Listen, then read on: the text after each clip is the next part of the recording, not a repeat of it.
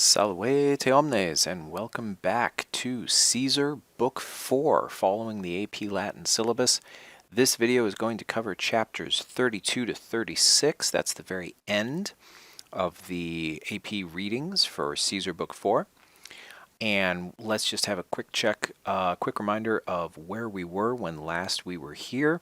Caesar has just suffered a bit of a setback. His cavalry ships were driven back to Europe by the sudden onset of a storm, and then a flood tide managed to wreck the rest of his navy. So Caesar has been working overtime trying to secure grain for his troops, to repair his damaged ships, and to resupply as quickly as he can. Meanwhile, Caesar is concerned, and rightly so, because it turns out the Barbari are planning to resume hostilities, given that they are aware that the Romans are in a bit of trouble. And the Barbari have confidence that if they can just drive the Romans out of Britain, they will secure themselves for the foreseeable future. No one will ever try to invade them again. So, with all of that in mind, let's pick up right here with chapter 32, Dum ea geruntur, and that is what we were just talking about. While these things were going on, something to that effect. And the ea, again, most specifically, are the plans that Caesar has put in place to secure his grain supply and also to repair his fleet. Okay, so while all of these things were being taken care of. Okay. So then we see an ablative absolute going right along. So we see a legione, all right, a legion, ex consuetudine, from custom, or something like according to habit. All right, so that's an interesting thing to just drop into the middle of your story. One legion, this una goes with legione, one legion, according to custom, frumentatum missa. So here's our participle. So one legion had been sent, okay, and then frumentatum is another supine. So the verb is frumentare, and frumentatum is the supine form, so that's going to mean something like an infinitive, to gather grain. That's what frumentatum means, all right, to gather grain. So one legion had been sent according to custom to gather grain. All right, which legion was that? Quae appellabatur septima, which was called the seventh. All right, so it's the seventh legion. And we're still not out of this ablative absolute. Look at this, we're still not out of it yet. Nequeulla, so nulla, effectively, right? Nulla. Nulla what? Well, we come down here, suspicione.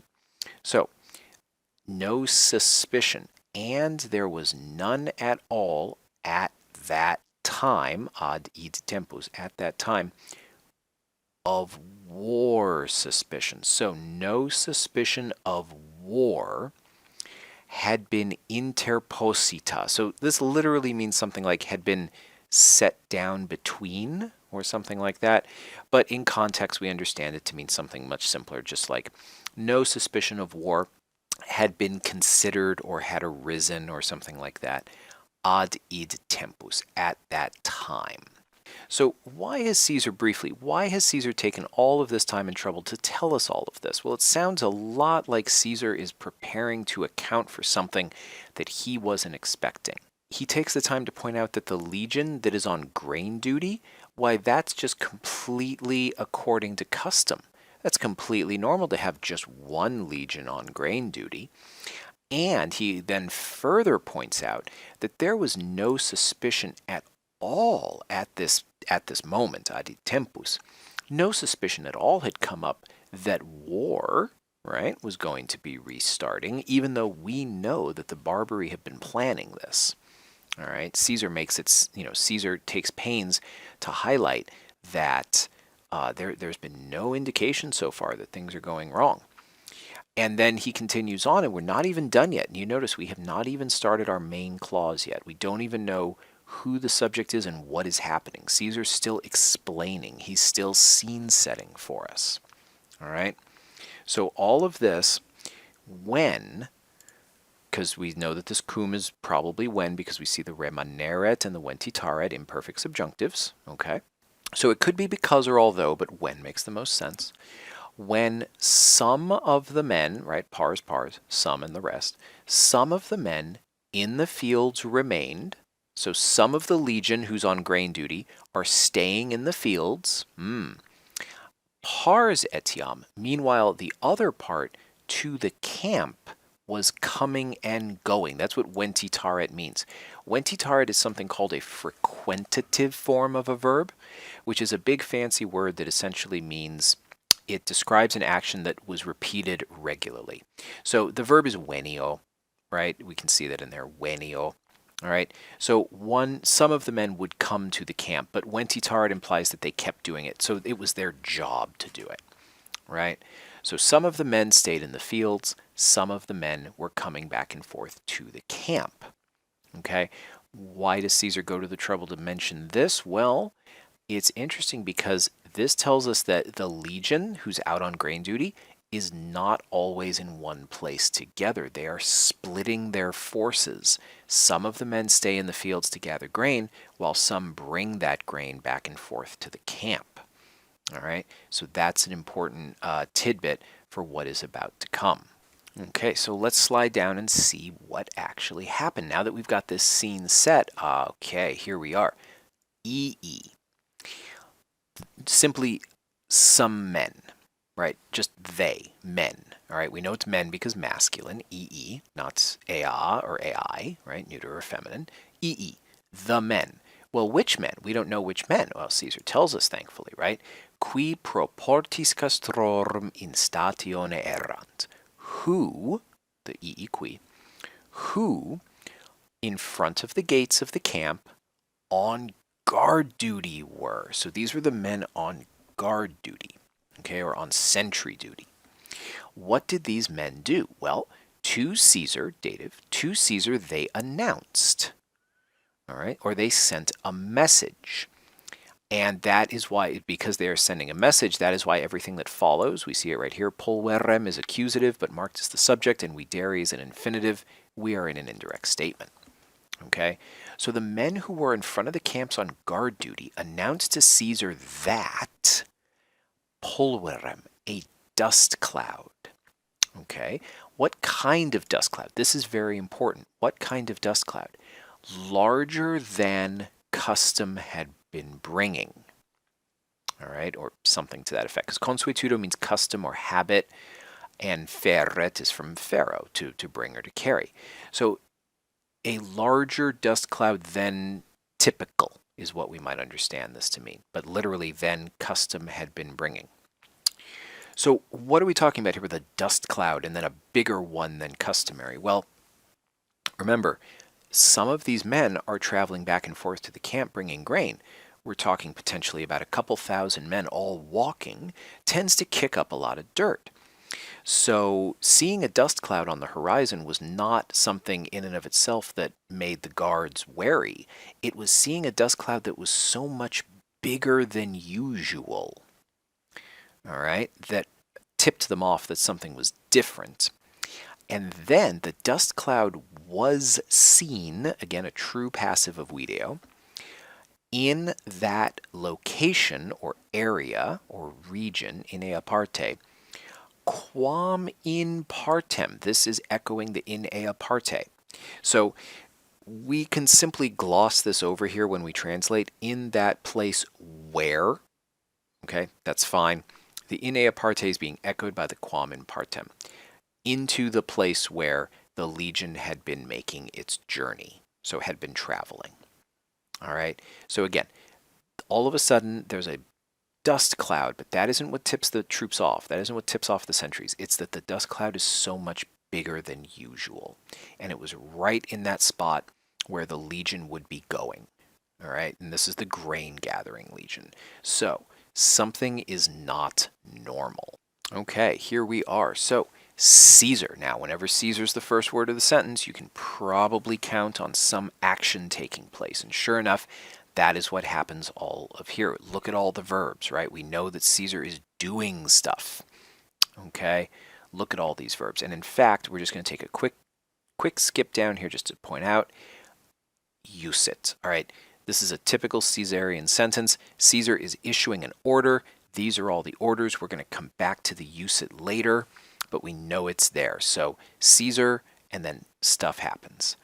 Well, Caesar id quod erat suspicatus. Caesar had suspected, all right, literally this thing, what it was, or which was.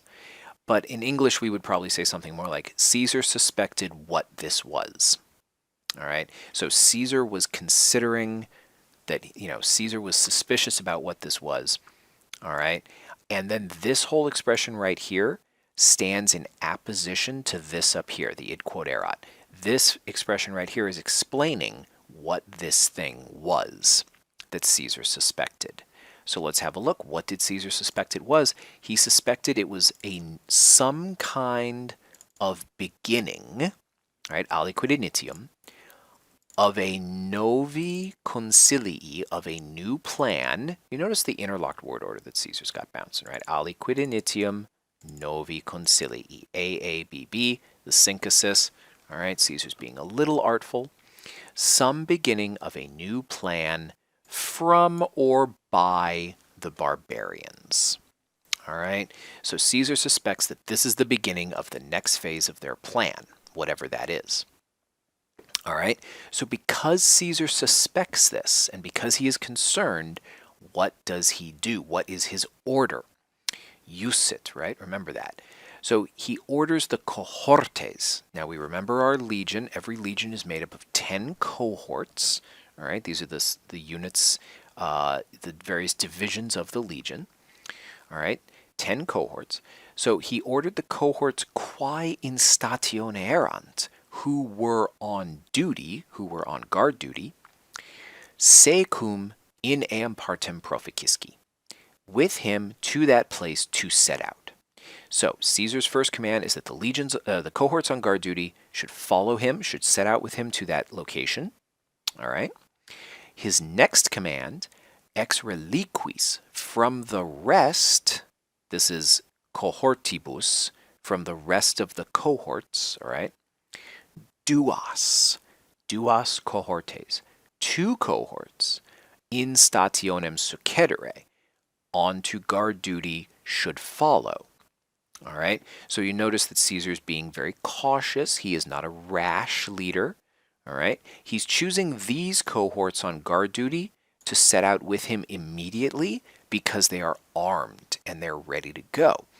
But he then provides for the security of his camp, okay, which is very important, by ordering 2 more cohorts to take up position. And then he orders the reliquias, still the cohortes. We know this, by the way, duas and reliquias, reliquas, because cohortes is feminine, and these adjectives have all been feminine. All right. So he orders the remaining cohorts to be armed, or if we think of it a little reflexively, to arm themselves, and confessed him straight away, immediately. Sese, now this sese is Caesar, because he was the subject of our sentence, to follow him. All right, and that, let's scroll down here so we can see it, use it. That was Caesar's command. Okay, so just to review, the cohorts on guard duty should set out with him to that location where they saw the dust cloud.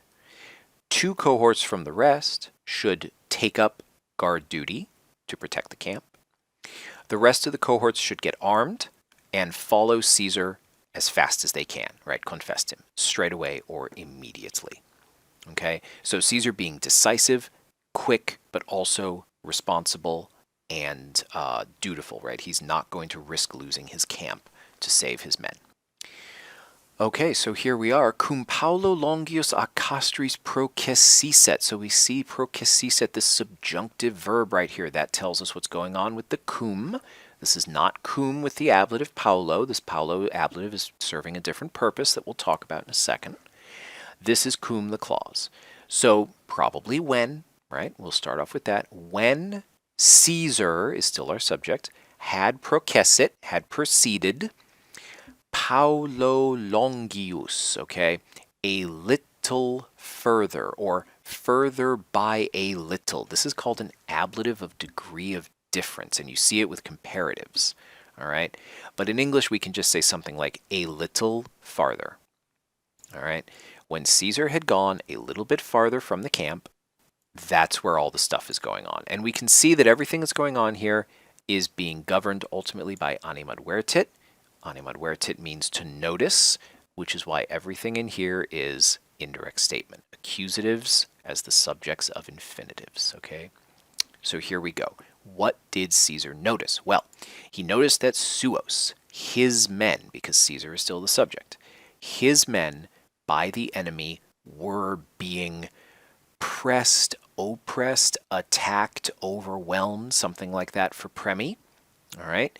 And with difficulty, aegre sustinere, they were enduring, okay, the attack or something like that. They were fighting it off with difficulty, okay, his men.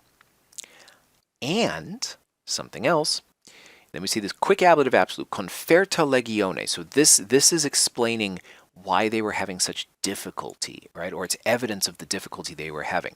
Literally, with the legion being compacted, okay? So what does this mean? Well, this means that the troops are all clustered in on one spot, a tightly defensive formation. They're not taking the attack to the enemy. They are enduring the attack from the enemy and hoping to survive.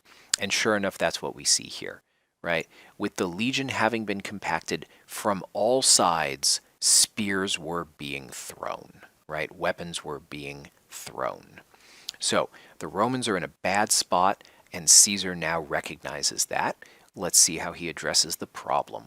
Okay, so here we are. Now, this is actually what Caesar starts off by doing, is explaining how it is that his highly disciplined Roman legion have found themselves in such a bad spot, right? Why are they being so thoroughly overwhelmed by the enemy? Well, nam, for, okay, quod, because, right, or the fact that, but I like because, and then we get this ablative absolute, further explaining the situation.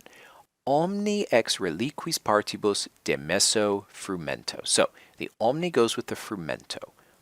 All the grain, ex reliquis partibus, from all the other reliquis, from all the other locations or areas, right, had been demesso, had been picked or gathered.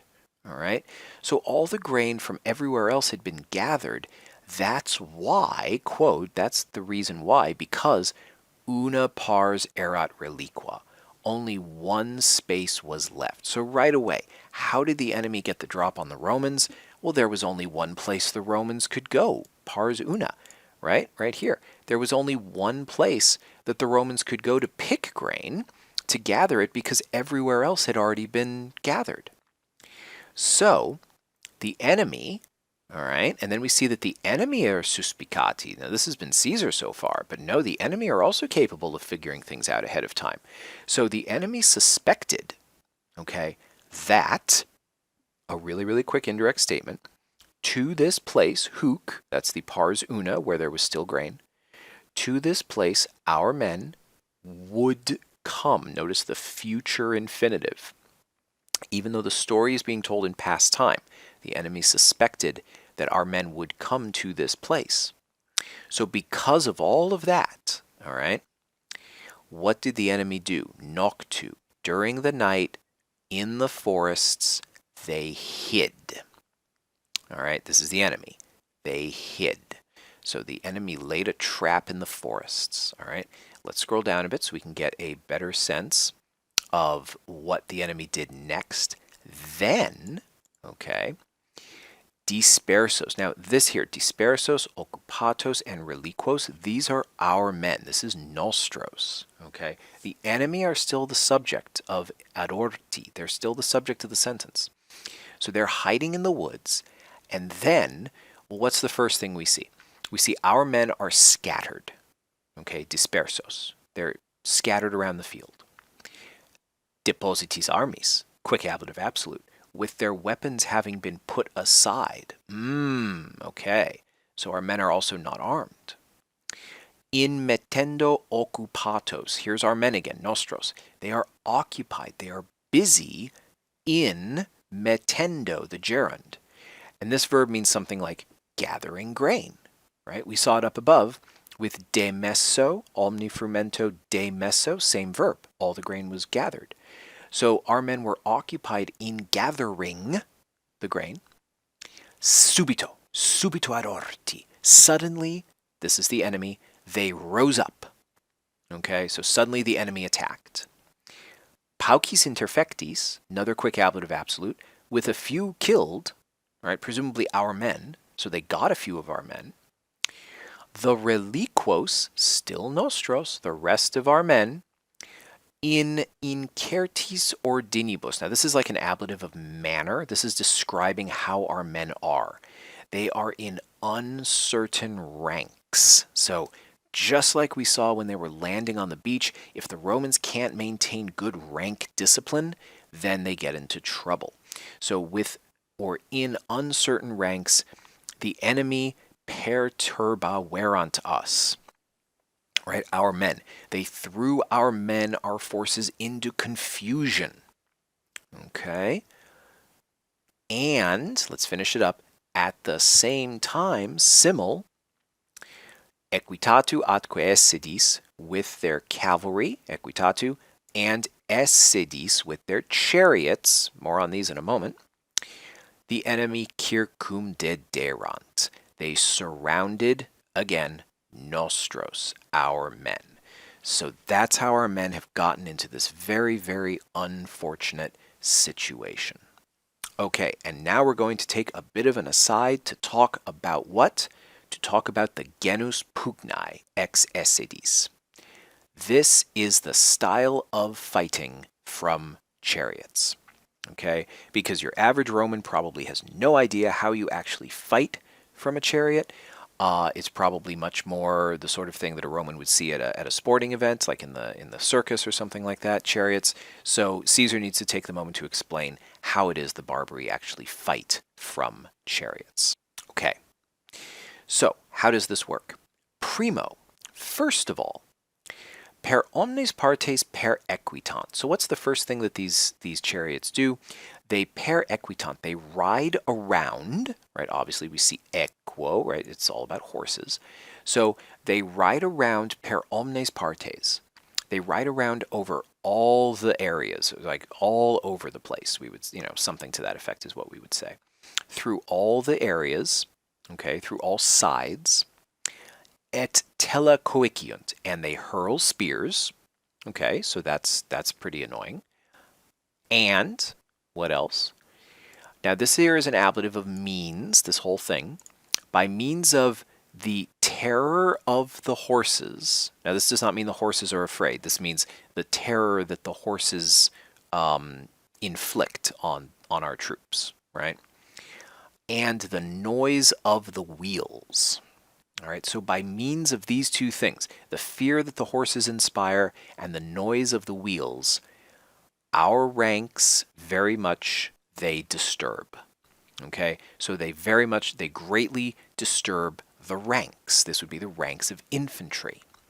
Okay, and when, now we know that this cum is when because insinuaverunt is indicative and not subjunctive. So because and although are not options for cum when with an indicative. When they insinuate, these are the enemy, right? The chariots. When they wind their way in, say insinuarant, they insinuate themselves between the termas equitum. This is something like the ranks of the cavalry. So a terma is a group of troops, and then we're talking specifically about equitum. So once they break through into the ranks of the cavalry, ex essedis disiliunt, they jump down from the chariots. These would be the men on the chariots, jump down from the chariots, and pedibus proeliantur, and take on the battle on foot. So once they actually make it in past the cavalry, all right, which are acting to protect and screen the legions from flanking attacks, then the men can jump down and actually fight on foot, all right, presumably from the sides of the legions, not from the front. Okay. Meanwhile, what about the chariots themselves? The aurigai. These are the charioteers. All right. So you clearly have at least two men on a chariot. You have someone driving the horses, and then you have someone attacking the enemy. The person who is attacking the enemy has just jumped off of the chariot to fight. The charioteer then, all right, a little ways from the battle, excedunt. He retreats or withdraws. So the charioteers, meanwhile, a little bit out of the fight, they withdraw, and ita curus con locant, okay, and they locate their chariots, all right, their chariots, so that, now this is a result clause, because the ita is one of those words that can trigger a result clause. So this is the result of them withdrawing and putting themselves away. Why do they put themselves a little bit away? So that if illy, these would be their men, okay, because we're talking about the enemy here, so in context, right? If they, their men, okay, are overwhelmed by the number of the enemy, remember, they dropped their fighting forces off to fight on foot close to the enemy.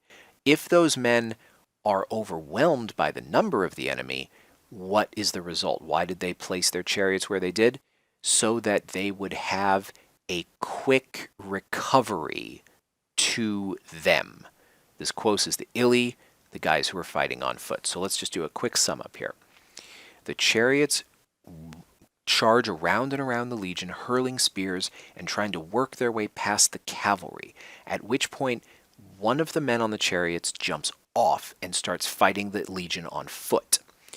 The chariots themselves then withdraw just a little bit so that they're out of the way of the battle, but so that if those foot soldiers that they just dropped off start being overwhelmed by the enemy, the charioteers can rush back in, expeditum receptum, can rush back in to grab them, okay, and take them away from the fight. Thus, Caesar's going to conclude, thus, the speed of cavalry and the stability of infantry in battles they surpassed. Okay, these would be the chariot fighters. The chariot fighters surpassed the speed of cavalry and the stability, or the solidness of infantry. And you have to take the tantum with efficions. They were so effective, okay? They were so effective by means of, another ablative of means, by means of quotidiano usu. Now, this is going to mean something like daily practice use, right? And exercise. So how do you get good at something? You do it a lot. So they were so effective because of their daily practice and exercise that, here's another result clause, okay? The tantum triggers it. All right, the tantum is what triggered this result clause. They were so effective that, let's scroll down so we can see the whole thing. All right. What could they do? All right.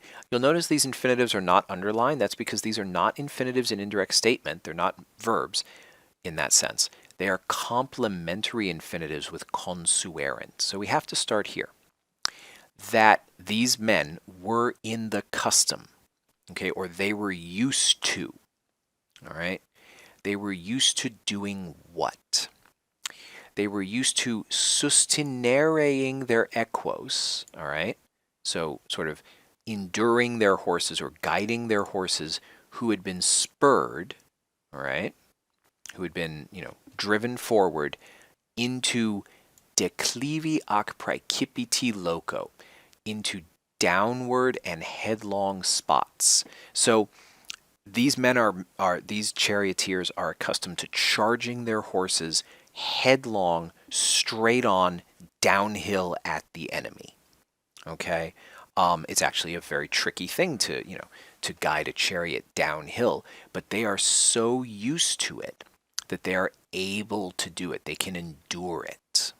All right, so that's one thing that they are able to endure or to do.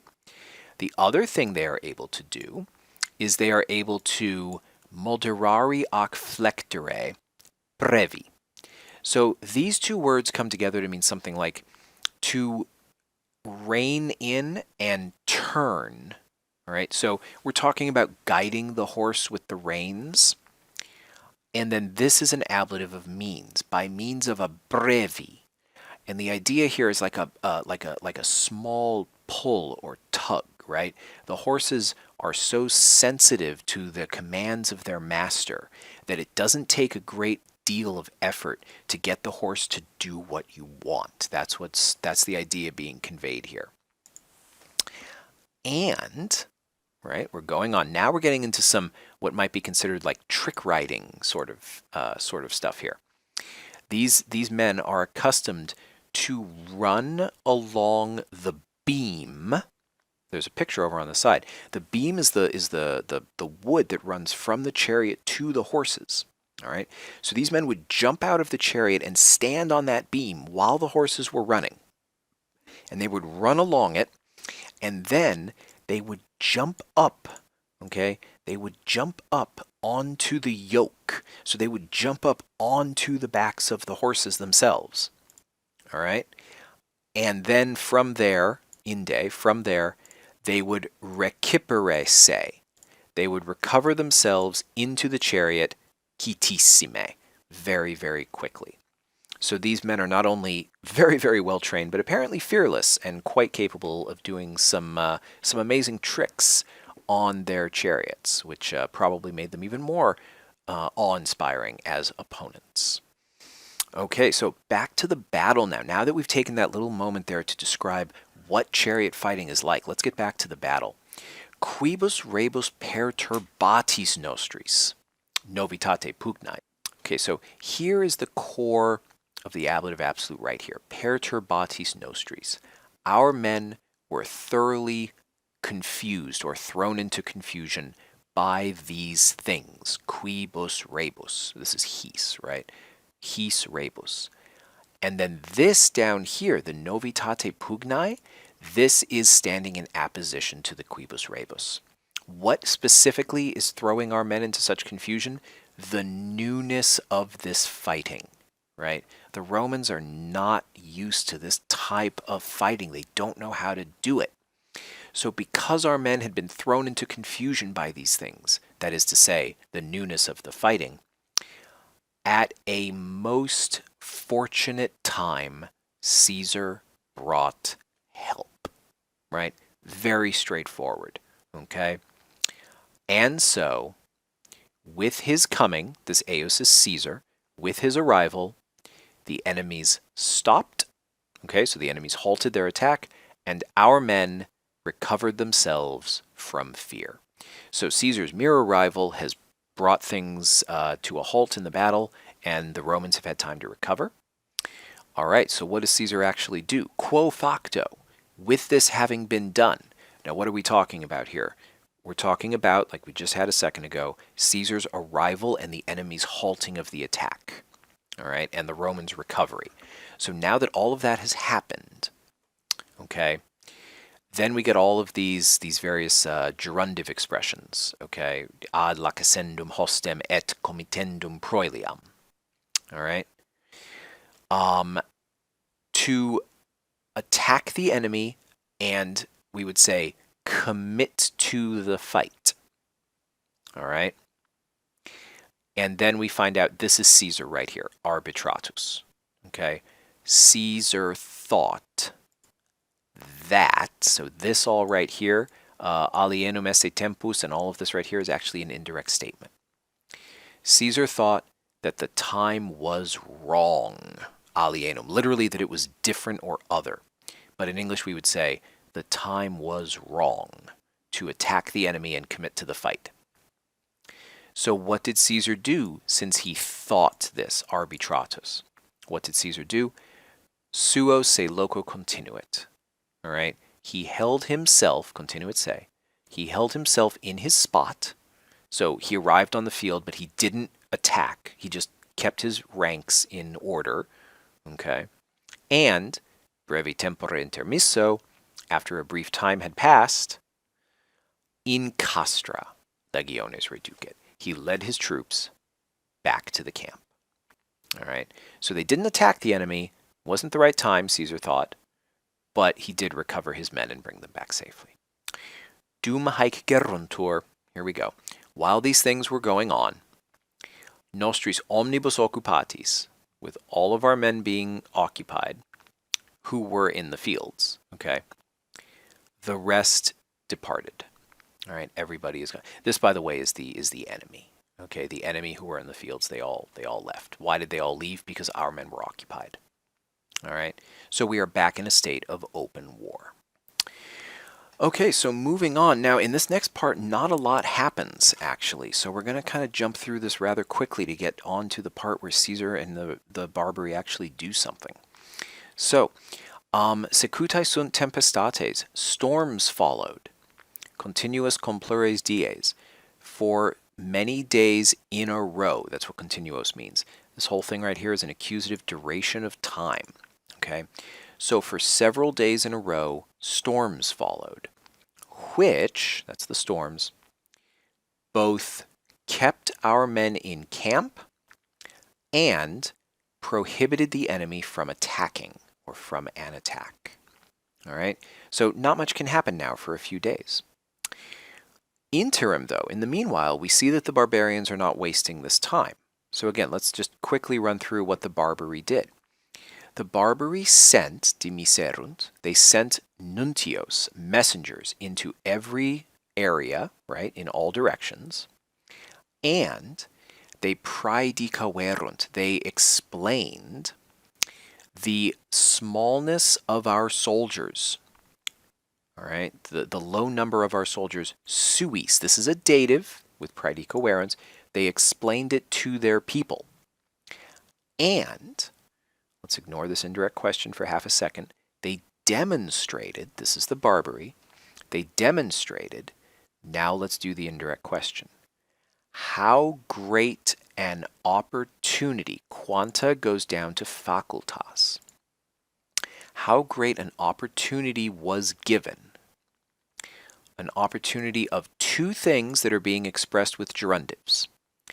Of earning booty or loot, okay, or reward, and of liberating themselves in perpetuum, in perpetuity, of freeing themselves for the future, if they could expel the Romans from their camps. So this is the Barbari putting into action their plan. Right? Drive the Romans off, and oh my gosh, we will not only get a ton of loot, but we will also free ourselves. Okay, this chapter ends with a very quick, a very long ablative absolute and a very quick sentence. So, what is the ablative absolute? Well, the ablative absolute is magna multitudine coacta, and then everything else describes. So, by means of these words, or these things, these actions, by means of these things, very quickly, a large crowd of infantry and cavalry, these are genitives, peritatus, equitatusque are genitives and from the fourth declension. A very great crowd of infantry and cavalry had been gathered, coacta, ad castra venerunt. The enemy came back to the camp. All right, so here we go. Caesar, all right. Although he had, now so this idem goes to the quote, the same thing which on previous days had happened. All right, that's what this means. But Caesar, even though he saw, right, videbat, even though he saw that the same thing, remember fore is futurum esse, the same thing would happen which had happened on previous days. So Caesar saw that the same thing was going to happen again, which had already happened, ut, that is to say, this is explaining what we're talking about, right?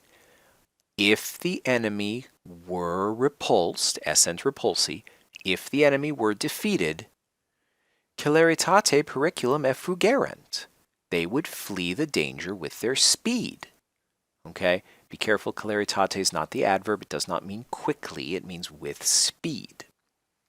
All right, So they would flee the danger with speed. So Caesar had recognized this. However, tamen, nactus, and that's Caesar. Caesar had acquired equites, circiter triginta. Caesar had managed to acquire about 30 horsemen. All right, let's scroll down. Where did he get these horsemen? These were the horsemen which Commius Atrebas, about whom before mention was made, dictunst, right? About whom before something was said, these were the horses which Commius Atrebus with him had brought. So when Atrebus had shown up in Britain, he had carried with him about 30 cavalry. So Caesar had acquired these cavalry. And so what did Caesar do? He set up his legions in battle order. That's what inakie means, right? Inakie, in battle order, in front of the camps. So this means that Caesar is going to give battle to the enemy. Well, as we can see, it doesn't take very long, does it? Commisso proelio, with battle having been joined, all right, or with the battle begun, diutius nostrorum militum impetum, hostes fere non potuerant. Well, there it is.